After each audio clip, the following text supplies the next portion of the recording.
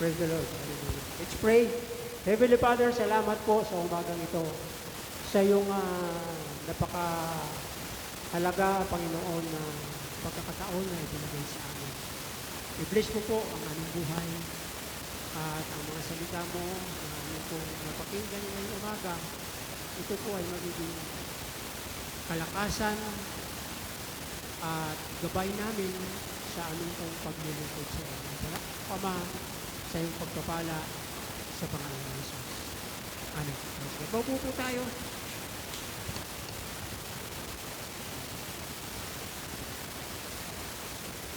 Good morning po. Happy Mother's Day. Ayan. Lahat po mga nanay, binabati ko po kayo ng isang magandang kaarawan ng mga nanay. Praise God. So, mayroon pong ibibigay na regalo sa atin ng Panginoon. Purihin ng Diyos. Sa pamamagitan po ng kanyang mga salita.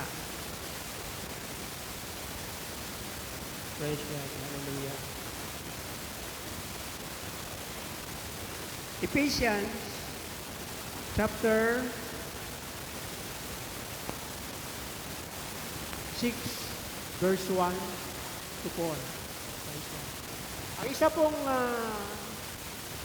pamilya ay napakahalaga. No?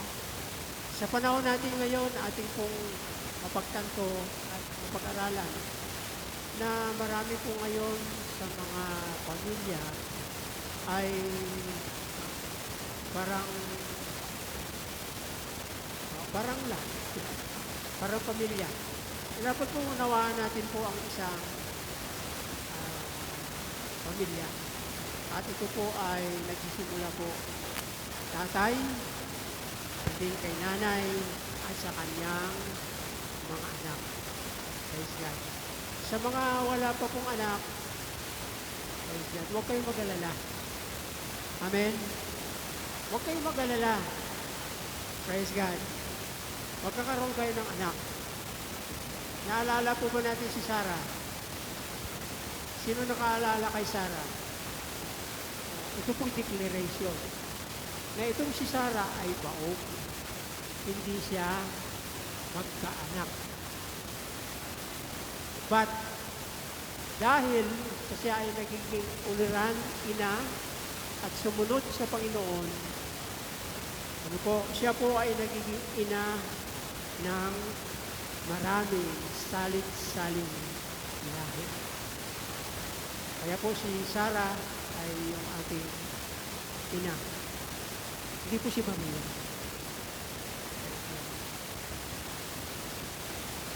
So, pagiging si Sarah ay baog ayon sa deklarasyon ng Biblia, but si Sarah ay karoon ng anak. Kaya po sa mga walang anak, huwag po kayo mag-discourage. Patuloy kayong maglingkod sa Diyos. Maraming mga babae na ating pong mapagkunan o mapaghugutan ng lakas.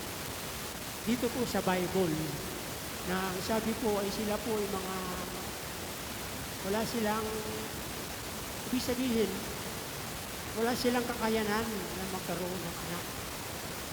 But, makita po natin ang pagkilos ng Diyos. Minsan, sinusukat ng Panginoon ang ating pananampalataya, sinusukat ng Diyos ang ating relasyon sa Kanya bago po niya tayo yan ng masaganang pagpapala. Praise God. Hallelujah. So, ito po ngayon ang ating pag-aaralan ngayong umaga.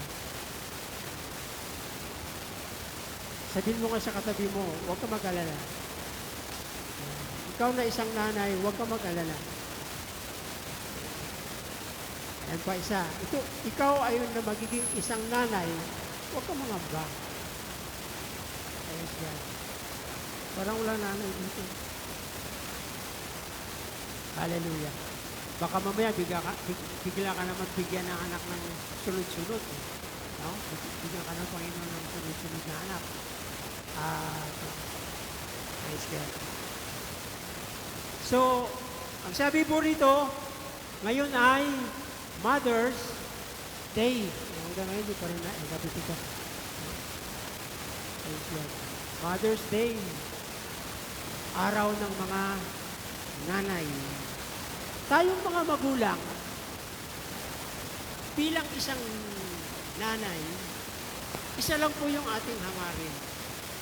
Na mabigyan natin ng mabuting kinabukasan at magandang buhay ang ating mga anak.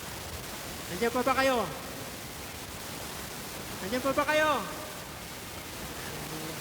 Praise God. Yun po, no? Maging ako isang tatay at si Sister Eva, yun po lagi ang aming pinag-uusapan. Paano ba natin mabigyan ng magandang future? Magandang magiging successful ang ating mga anak. Praise God. Alam niyo po, Bible ay meron po siyang direct na katuruan para ang ating mga anak ay magiging successful. Ano po? Napakahalaga po nito. At kung minsan, ito po yung ating nakakaligtaan. Ito po yung ating nawawaglit po minsan sa ating isip. Tandaan po natin, ang mga anak natin ay regalo sa atin ng Diyos.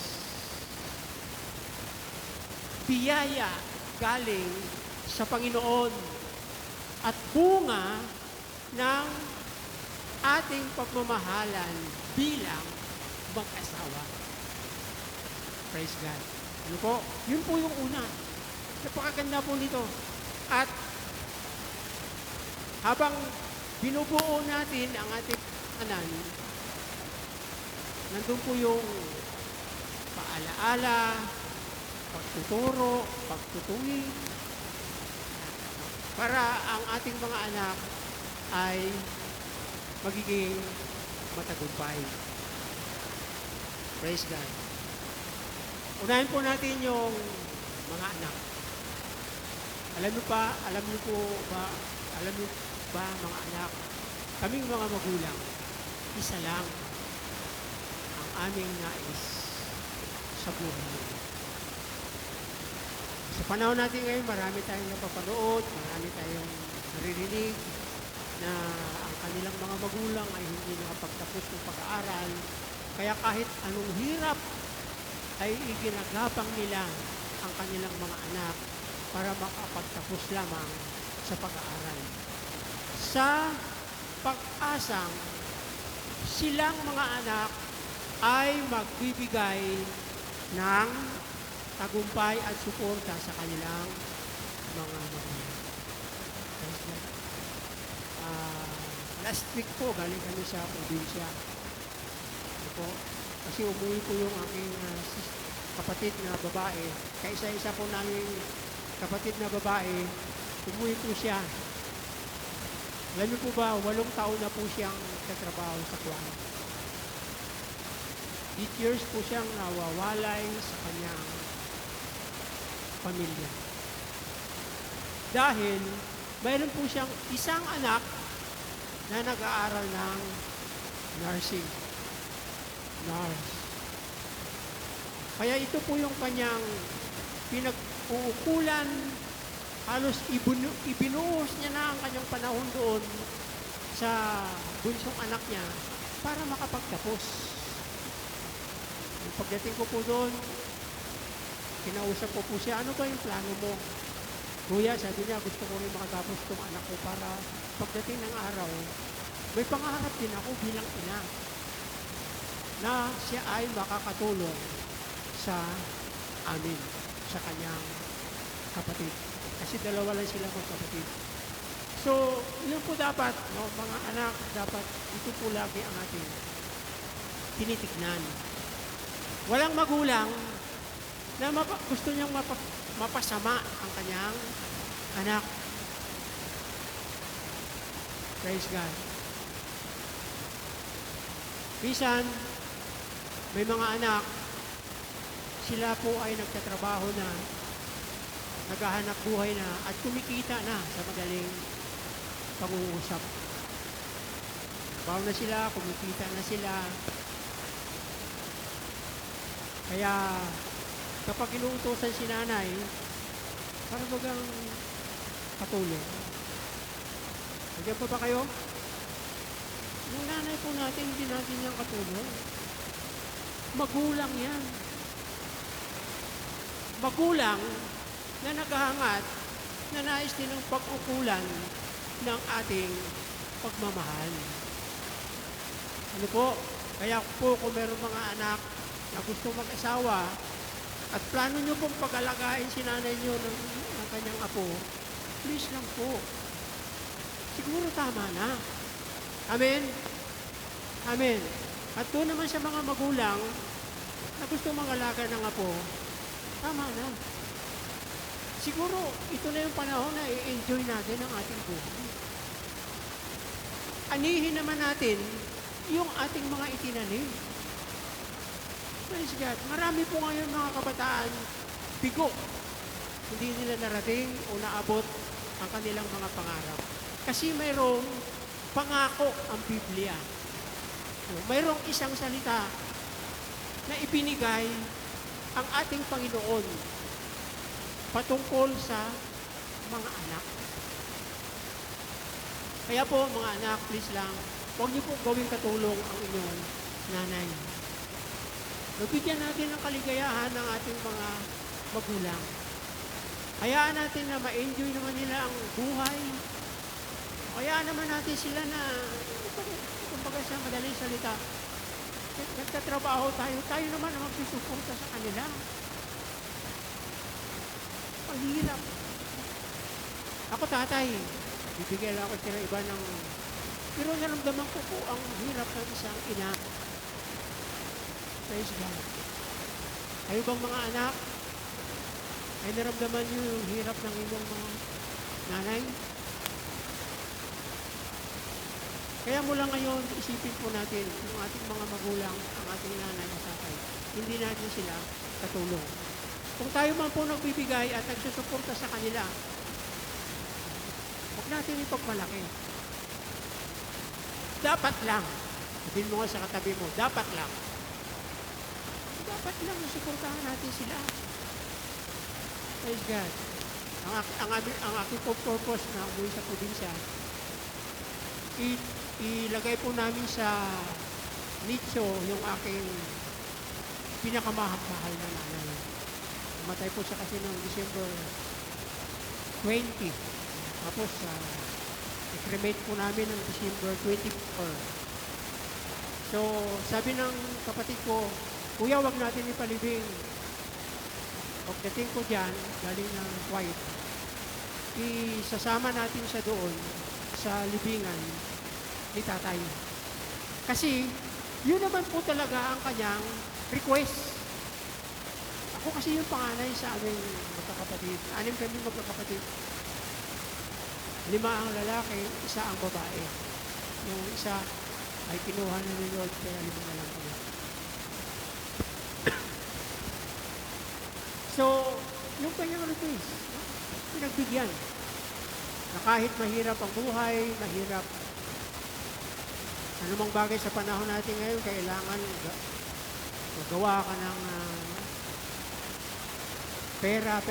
Pero dahil sa pangako at dapat naman talagang gawin ay natapos at nadala siya sa isang magandang kalalagyan kasama ang aking tatay.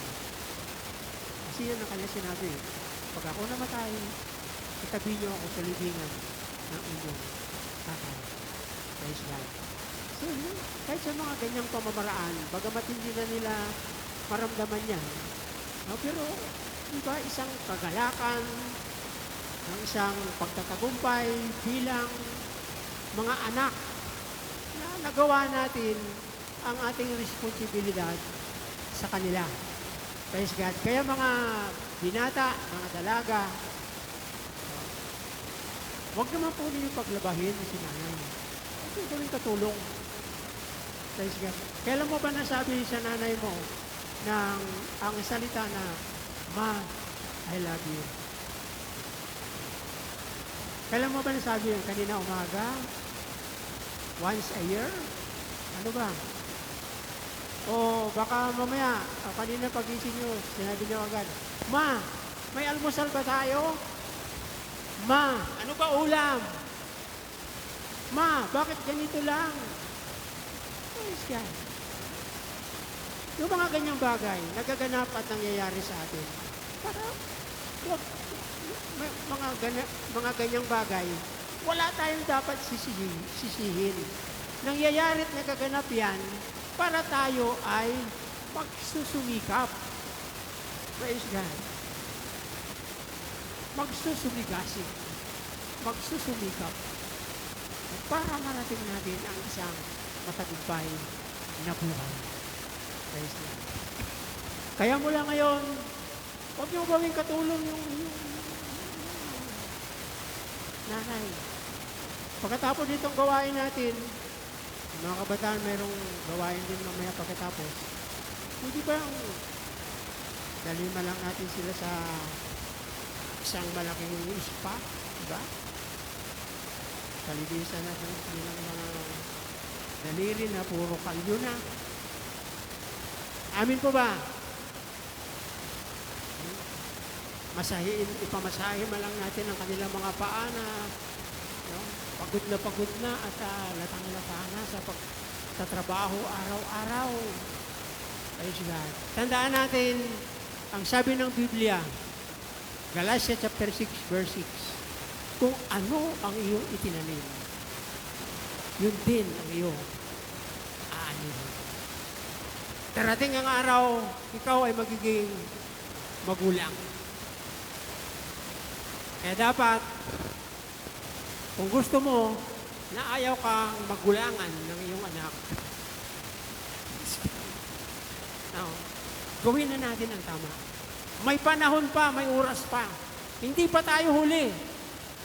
Mga kabataan, sabihin mo sa katabi mo, hindi pa huli. Diba? Siyempre, mga bata, mga kabataan, pag kinuha na ng Panginoon yung kanilang anak, ay iyak-iyak. Ano pa pong mangyari sa iyak na yan? Mag-iiwan pa tayo ng mga mabibigat at mga magagandang salita. Dapat buhay pa. Buhay pa si mama, buhay pa si papa. Gawin na natin para hindi mahuli ang lahat. Napakahalaga po nito. Kasi ito po yung magdadala sa atin sa tagumpay at pagpapala. Amen. Ano po ba ito? Ano po ba sabi ng Bible? Mga anak, verse 1, chapter 6. Sundin ninyo ang inyong mga magulang sa Panginoon. Yan. Both yan na dalawa. Magulang, physical or literal, or magulang sa Panginoon. Obey. Ang sikreto ng blessing at ang pagpapala ay sumunod. Sumunod. Sundin natin ang ating mga magulang. Napakahalaga po nito, mga kabataan. Sumunod tayo sa ating mga magulang. Either magulang natin physical at magulang natin spiritual. Dahil ang pagpapala at ang pagtatagumpay ay makakamit at matatamo lamang sa pamamagitan ng pagsunod. Napakalinaw. Hindi mo na kailangan i-translate. Hindi mo na kailangan pag-aralan o ano pa ang iyong gagawin. Simple. Simple, but napakabisa. Mga anak, sundin ninyo ang inyong mga magulang. Both yan dalawa. Spiritual father, spiritual mother, physical mother at physical father or mother. Sundin ninyo. Kapag may mga ngaral dito sa church, pastor, worker, ano po, yung aral na yan ay galing sa Diyos. Katulad ng sinabi ni Apostol Pablo, Ito po yung sikreto para tayo ay pagpapalain. Hallelujah. Mga anak, sundin ninyo ang inyong mga magulang sapagkat ito ay nararapat. Angkop. Angkop. Para bagang kung minsan, kinakalimutan na natin ito. Kinakaligtaan na natin ang pinakamahalagang salita na siyang magdadala sa atin sa ganap na pamumuhay. Ito ay nararapat. Walang labis, walang kulang.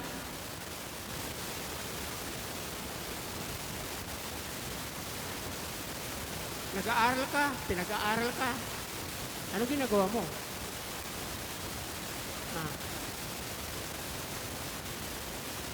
14 ka pa lang. 15, 16 ka pa lang. Hindi ka pa na nagdibon. Ano ginagawa mo sa iyong pag-aaral? Kumikinding-kinding ka na sa harap ng mga lalaki na para bagang palay ka na gustong habulin ng huwag muna. Sikapin muna natin na matupad ang pangarap ng ating mga magulang sa atin. Pagkatapos na magganap o matupad ang mga pangarap ng magulang mo sa iyo, na magkaroon ka ng isang magandang estado sa buhay, magandang trabaho, nakapagtapos ng pag-aaral, huwag mo pa rin kalimutan, ano po, na mayroon tayong responsibilidad sa ating mga magulang. Amen. Praise God. Sa ngayon ba, ginagawa natin ang ating mga responsibilidad sa ating mga magulang? Ano ang responsibilidad natin ngayon bilang mga anak? Sumunod. Sumunod. Obey. Mga anak, sundin ninyo ang inyong mga magulang sapagkat yun ay nararapat. Praise God. Na para bagang kapag ginawa natin ito, alam natin yung ating patutunguhan. Alam mo yung katapusan ng iyong buhay. Alam mo kung saan hahantong ang iyong buhay. Praise God. Kaya yung mga 18, huwag ko na pag-aasawa ang isipin nyo. Mga 14, 15, 16, 17, huwag mo na boyfriend at girlfriend ang inyong iisipin. Isipin nyo muna na sumunod sa mga magulang. Obey your parents. Sapagkat ito ay nararapat. Nararapat. Bilang isang anak, sakop ka. Responsibilidad ka ng iyong magulang. Sumunod ka. Gawin mo. Ay mo ba, may mga nanay dito na kapag nakausap ko, lungkot na lungkot sila. Pastor, alam mo bakit hindi ko na pinapayagan si ganito? Kasi kapag pumunta sa church, minsan, umuwi gabi na. Ano oras po ba natatapos, Pastor, ang inyong gawain? At Pastor, mayroon pang isa. Kung kailan sila umaatin sa church ninyo, saka naging tamad.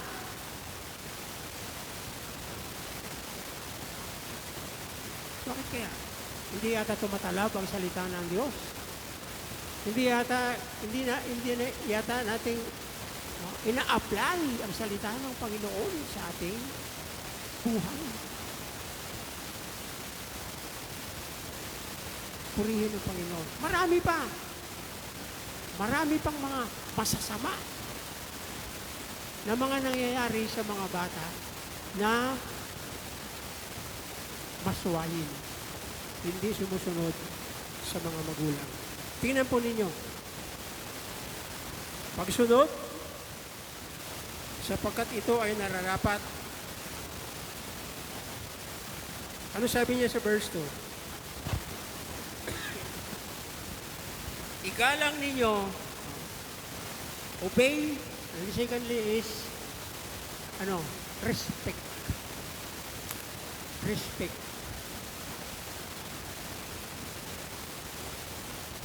Mga kabataan ng Silanganan Community Christian Church, pag sinabi ni nanay na huwag kang pumunta doon, huwag kang makipagbarkada doon, gawin mo. Sinusunod mo siya eh. Ano ang bunga ng pag-obey? Respect. Respeto. Paggalang. Kapag hindi mo ginagawa ito, hindi mo iginagalang ang iyong nanay. Praise God. May mga bata sa panahon ngayon, gagawa at gagawa ng paraan. Praise God. Dahil sa kanyang sobra at labis na pagmamahal. Ang sabi ni Balagtas? Sabi ni Balagtas ano? Ako noon, kapag hindi ako pinayagan ni nanay na pumunta sa sayawan, antayin ko lang yung matulog pagkatapos lulundag ako sa bintana. Okay lang yan, lalaki ako eh. Eh yung mga babae, kaya nyo bang lumundag sa bintana? Praise God. Praise the Lord. Respect. Wow. Respeto natin. Praise God. Sabi ng nanay, anak, makinig ka. Papunta ka pa lang, pauwi na ako. Tama ba? Eh, sagot ng anak, nanay, alam niyo ba kung bakit umuwi kayo? Dahil kayo ay naligaw. Ang galing-galing natin maghanap ng mga rason at katuwiran. Simple lang eh. Pagkatapos mong sumunod, irespeto mo. Desisyon niya yan eh. Amen? Katulad ay sinabi ko kanina, hindi nagdidesisyon ang isang magulang maliban sa kapakanan ng kanyang anak. Sa ikabubuti ng kanyang anak, hindi siya nagdidesisyon para ang kanyang anak ay mapariwara. Praise God. Marami po tayong naririnig. Hindi ko na isa-isahin. Gusto ko po bigyan pansin natin ang mga salitang ito. Ano sabi niya? Respect, pangalawa. So, igalang mo ang iyong ama at ina. Ayan o. Sunod. Ito ang unang utos na may kalakip na pangako. Promise. Praise God. Pangako. Ano yung una? Ano yung una? Nakakalimutan niya na agad eh. Ha? Obey. Hindi kulay obey ha. Obey. Sumunod. Pangalawa.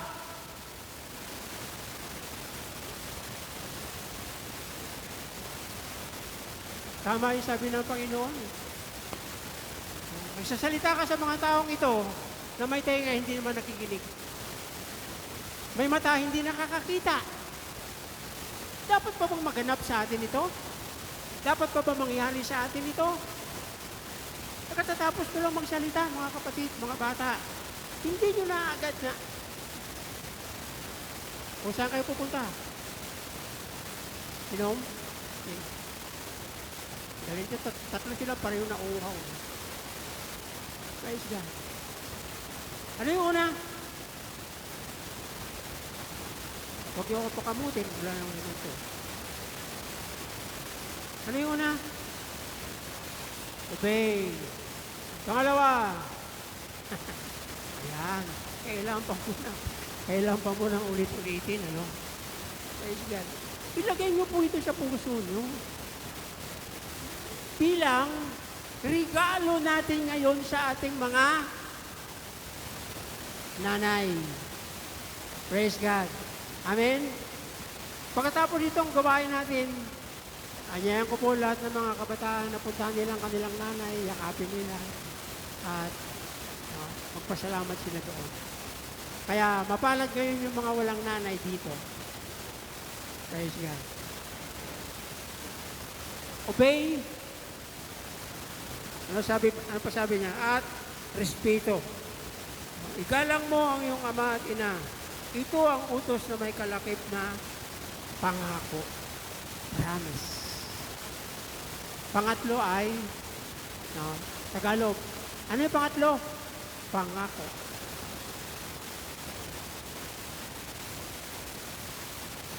Praise God.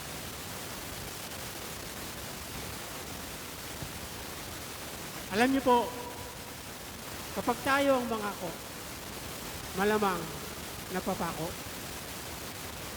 Malamang siguro mga 10% o malaki na yung 50% na ang ating mga pangako ay magawa natin. Pero alam niyo ba, itong itinuro ni Pablo, ito po ay salita ng Diyos. Mula pa doon sa Old Testament. Mababasa po natin ito sa Deuteronomy chapter 6. Mababasa po natin ito. Ito yung kanyang mga sinasabi. Na ibig sabihin, ang pangako ng Diyos sa napakalayo at napakatagal na panahon ay magaganap sa ating kapanahunan. Amen? Gusto niyo bang maganap ang mga pangakong ito sa ating kapanahunan? Wala na.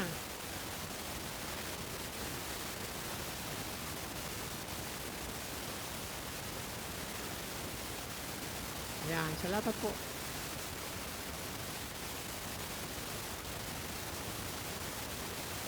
Pangako ito ng Diyos. Doon pa mismo sa Old Testament. Pero ang pangakong ito, sa napakahaba na panahon, dahil po nabuksan sa atin ang salita ng Diyos, na iaral at ituro sa atin ang salita ng Panginoon. Ibig sabihin, ang napakatagal na pangako na nakabaon. Kaya nga sabi ng Panginoon, ang paghahari ng Diyos ay parang isang kayamanan na nakabaon. Nabasa niyo ba yun? Praise God. Ang paghahari ng Diyos ay katulad ng isang perlas. Ang paghahari ng Diyos ay katulad ng isang kayamanan na nawala. Pagkatapos, hinanap niya at muli niyang natagpuan. Ito po yung tinutukoy ng Deuteronomy chapter 6. Ito po yung implementasyon. Ito po yung kaganapan. Ano po? Sa Ephesians chapter 6, verse 1 hanggang 4. Hallelujah. Napakalapit na po ng panahon, hindi natin alam. Naririnig na yung mga giyera, lindol, bagyo, tagutom, salot. Naririnig na natin ito. Praise God. Kaya wag po natin dapat ipagwalang bahala. Isipin natin na bago maganap ang mga sinasabi sa Biblia, ay maranasan natin ang kasaganahan at pagpapala na nanggagaling sa ating Panginoon. Hallelujah.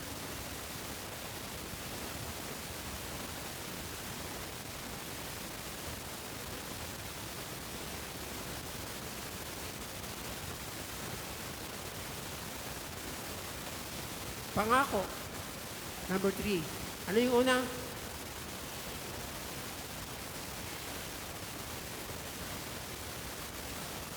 Ano? Tagalog naman eh. Pangako. Praise God. Sino ba umawit nun? Pangako sa'yo. Paglalaban ko. Okay, verse 3. Kapag ginagawa natin ang napakadali at hindi mahirap na mga alituntunin at paalaala na dapat natin gawin, ito po yung mga ganap sa buhay natin. Praise God. Ano sabi niya sa verse 3? Ikaw ay giginhawa at hahaba ang iyong buhay dito sa lupa.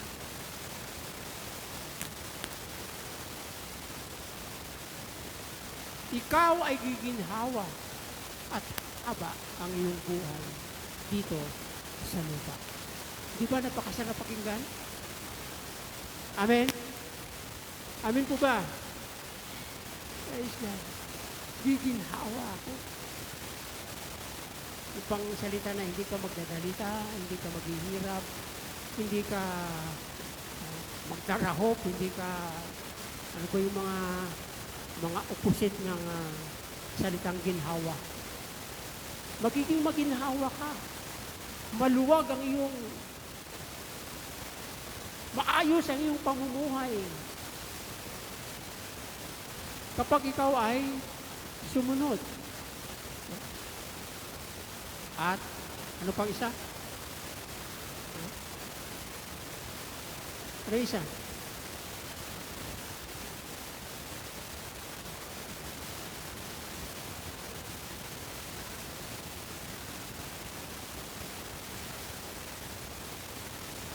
Kapag sumunod ka, ikaw ay kanyang pagpapalain. Obey. Ano yung pangalawa? Respect. Respeto. Respeto. No? Ito po yung napakahalaga sa buhay natin bilang mga Kristiyano. Respeto mo ang kapwa mo. Nirerespeto mo ang Diyos. Iginagalang mo ang kapwa mo. Iginagalang mo ang Diyos. Iginagalang mo ang magulang mo. At papasok ka sa pangako. Praise God. Ang Diyos ay saganang magbigay at hindi nanunumbat. Yun ay pangako ng Diyos. Kaya kung gusto natin magiging, no? Kung gusto natin magiging maginhawa at humaba ang ating buhay dito sa lupa, dapat ay, number 1,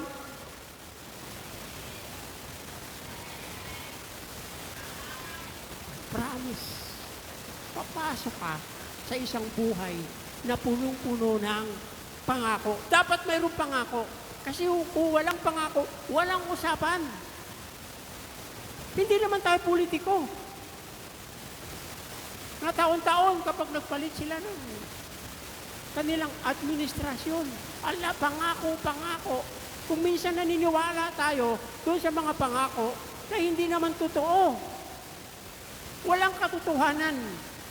Pero itong salita ng Diyos na nangako sa atin, na gagawin niya na tayo ay magiging masagana at hahaba ang ating buhay. Praise God. Parang napakahirap na gawin. Excuse me. Nanay, ilan taon na po kayo?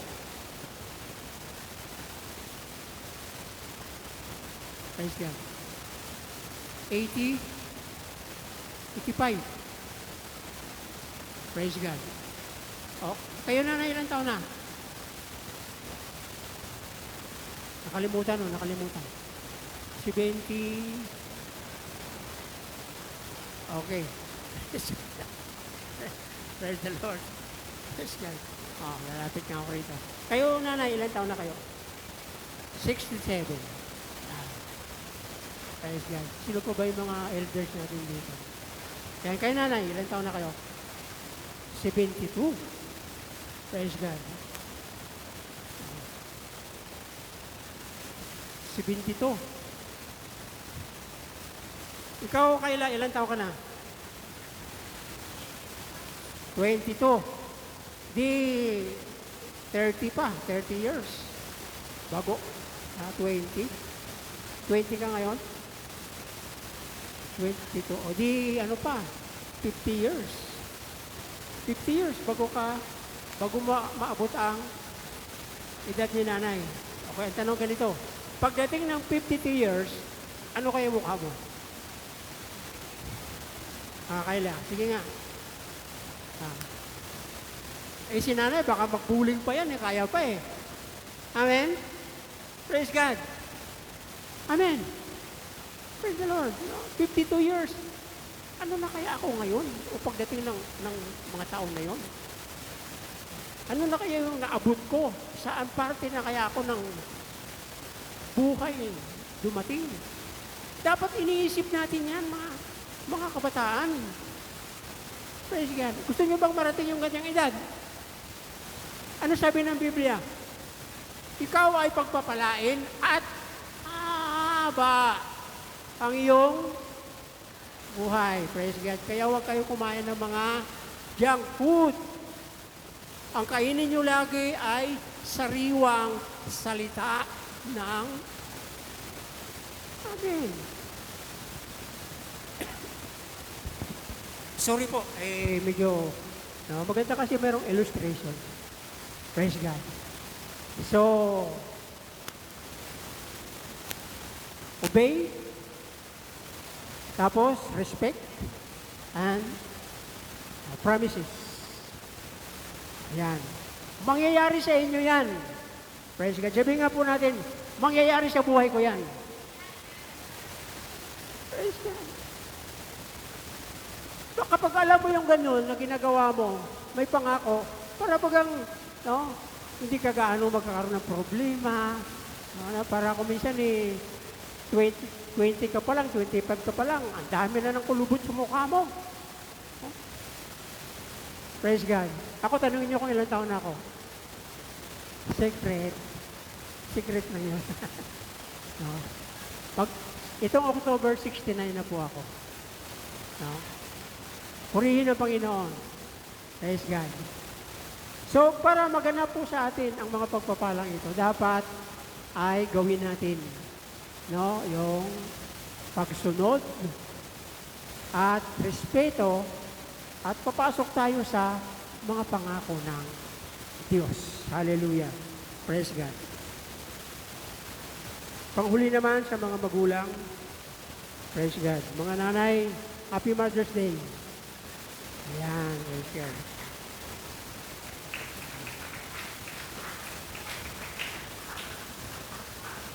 Sa verse 4, panghuli, sabi niya, mga magulang, huwag kayong magulang. Praise God. Sabi dito, mga magulang, huwag kayong gumawa ng anumang bagay na ikagagalit ng inyong mga anak. Praise God. Praise the Lord. Huwag daw tayong gagawa ng anumang bagay para sila ay magrebelde. Alam na natin bilang mga nanay. Praise God.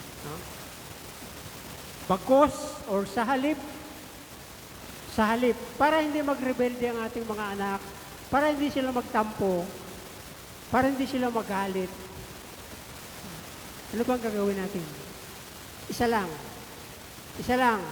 Napakadali dito, mga nanay.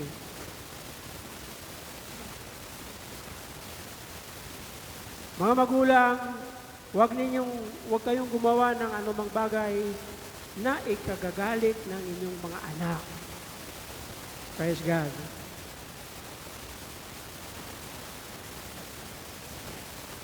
Meron akong kilala. Yung kanyang tatay, sugarol. Ang nangyari, lagi sila nag-aaway ng asawa niya. Kapag nagalit si Mrs., kasi addict sa online, mga laro ngayon sa online. Buti ngayon wala nang sabong, Yan. Kaya nawala yun dahil yung mga ama, kapag na-addict sa sabong, kapag sinaway ng asawa, sabong agad. No? Imagine mo, itong batang ito, 5 years ang kanyang edad. Tinanong ko siya, anak, ano yung gusto mong mangyari pagdating ng araw? Sabi niya, Lolo Pastor, gusto ko maging pulis. Diba? Napakaganda. Okay. Maganda yan, apo. Bakit ka gusto mo maging pulis? Sabi niya, kasi Lolo Pastor, pag nagiging pulis ako, puhulihin ko si Papa.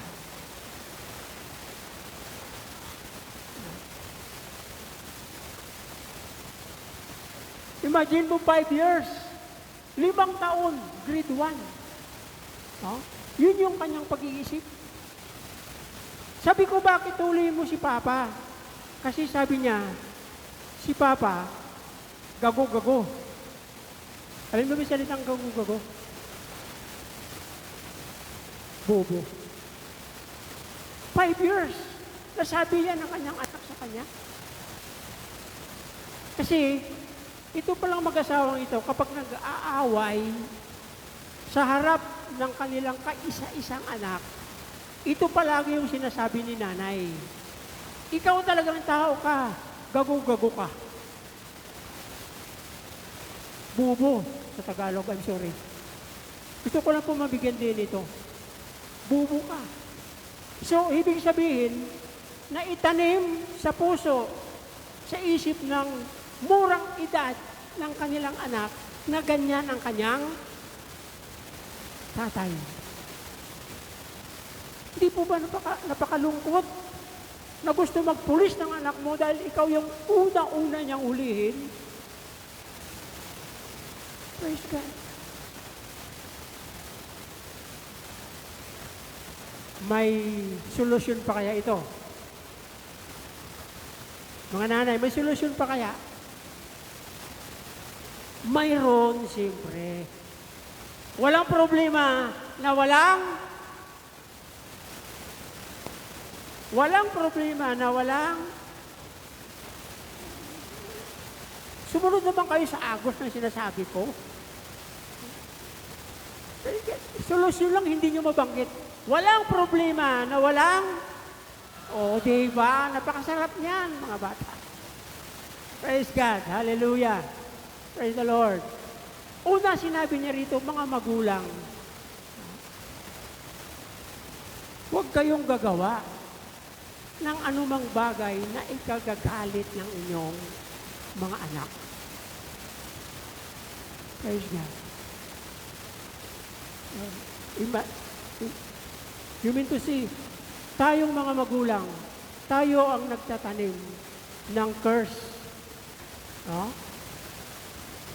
Ng rebellion sa buhay ng ating mga anak. Para hindi mangyari ito, mga mother and father, makinig kayo. Simple lang, no? But, napakaganda. Very applicable na gawin natin ito.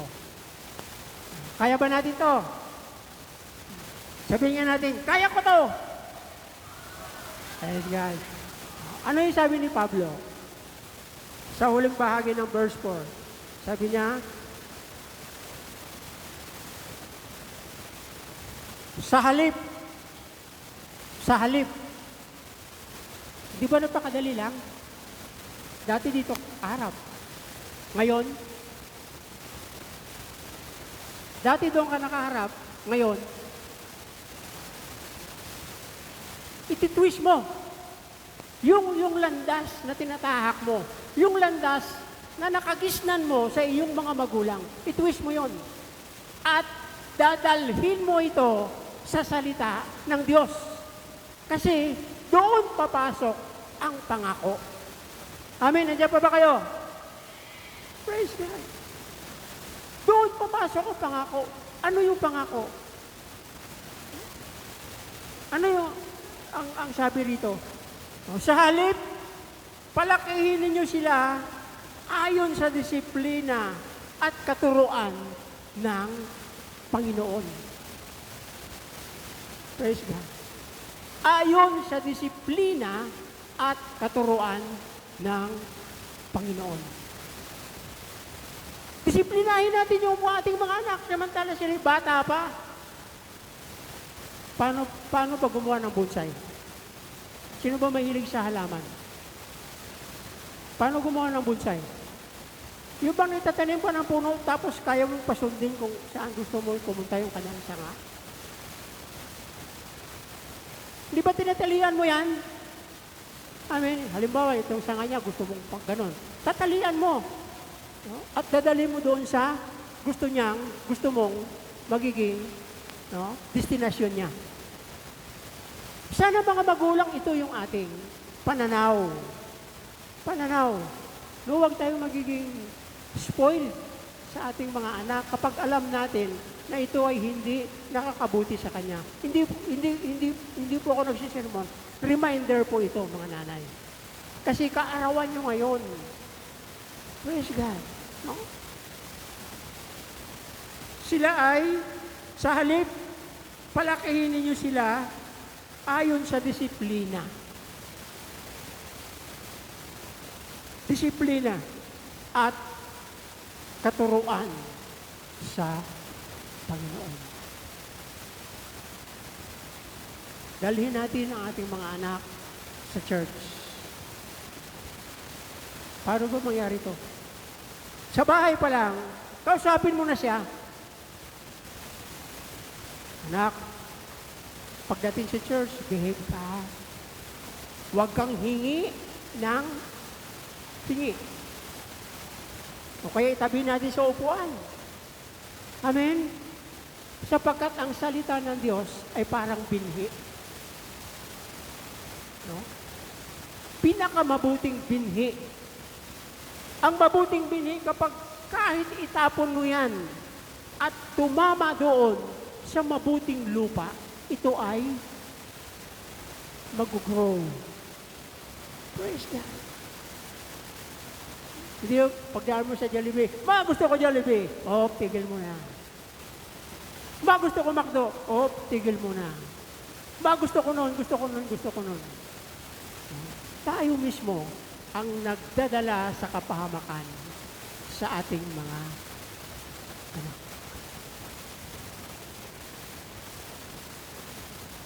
Palakihin niyo sila ayon sa disiplina at katuruan ng ating Panginoon. Ito po isang mabuting regalo sa mga nanay natin ngayon. Kung hindi nyo pa nagawa ito, please lang, gawin natin. Dahil hindi naman iba ang makikinabang. Kayo mismo. Amen? Praise God. Kapag ginawa natin ito, at makita ng mga unbeliever o hindi Kristiyano, sila po ay mahimok. Sila po ay ma-encourage. Nagayahin, gawin kung paano mo pinalaki ng may katuwiran at takot sa Diyos ang inyong mga anak. At tinitiyak po ng salita ng Diyos, ikaw ay pagpapalain at hahaba ang iyong buhay dito sa lupa. Kapag mayroon tayong anak na pasaway, sino bang apektado? Sino apektado? Ikaw. Kaya para hindi sila magiging pasaway, sawayin natin sila, turuan natin sila, i-mold natin ang kanilang buhay. Turuan natin sila sa salita ng Diyos. No? Ang sabi dito, napakaganda, disiplina sa ikauunlad ng bayan. Disiplina ang kailangan. I-implement po natin ito, nagmumula sa church, at gawin natin sa ating mga tahanan. Pagpapalain ng Diyos ang ating buhay. pagpahabain ng Panginoon ang ating buhay. Hindi lamang ikaw, ako, maging ang ating mga anak. Kasi ang pangako ng Diyos mula sa atin, bababa sa ating mga anak. Amen. Happy Mother's Day. Praise God. Palakpakan natin ang Panginoon. Hallelujah. Let's pray. Panginoon, salamat po sa mga talata sa Biblia na binigyan mo po ng napakagandang implementasyon, Panginoon, sa aming buhay. Ama, totoo nga po na napakalaki, Panginoon, ng aming papel na ginagampanan bilang isang magulang sa aming mga anak. Panginoon, hinihingi po namin, Panginoon, na kung hindi ka po namin kasama, hindi po namin magagawa ang mga ito. Kaya turuan mo po kami, Panginoon, una sa amin.